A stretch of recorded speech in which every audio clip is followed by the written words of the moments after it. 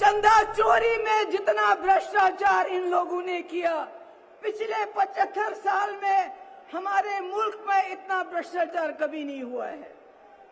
ED के जरिए वसूली की इन्होंने, इनकम टैक्स के लिए जरिए वसूली की, ये सबसे भ्रष्ट सरकार है।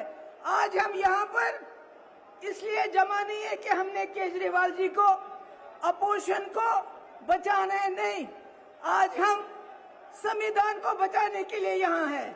उस संविधान को जिसने आपको वोट दिया है, उस वोट से जिससे आप अपनी सरकार चुनते हैं, अगर आज आप नहीं जागे तो आपके वोट की कोई कीमत नहीं हुई। ये पहली बार हो रहा है हिंदुस्तान में, इलेक्शन से पहले ही इलेक्शन को रिग किया जाता है अपोजिशन को जेल में डाल के।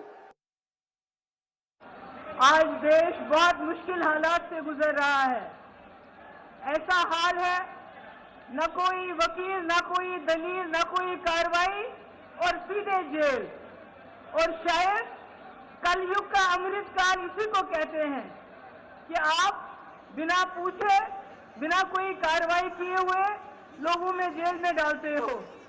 ये मैं उमर खालिद की बात नहीं कर रही हूँ जो पिछले 2 साल से जेल में है। मैं सिद्दीक कपन की बात नहीं कर रही हूँ, मैं मोहम्मद जुबैर की बात नहीं कर रही हूँ, मैं आपके चुने हुए नुमाइंदों की बात कर रही हूँ जिनको आप लोग वोट डाल के एमएलए बनाते हैं, लोकसभा मेंबर बनाते हैं, चीफ मिनिस्टर बनाते हैं, मिनिस्टर बनाते हैं।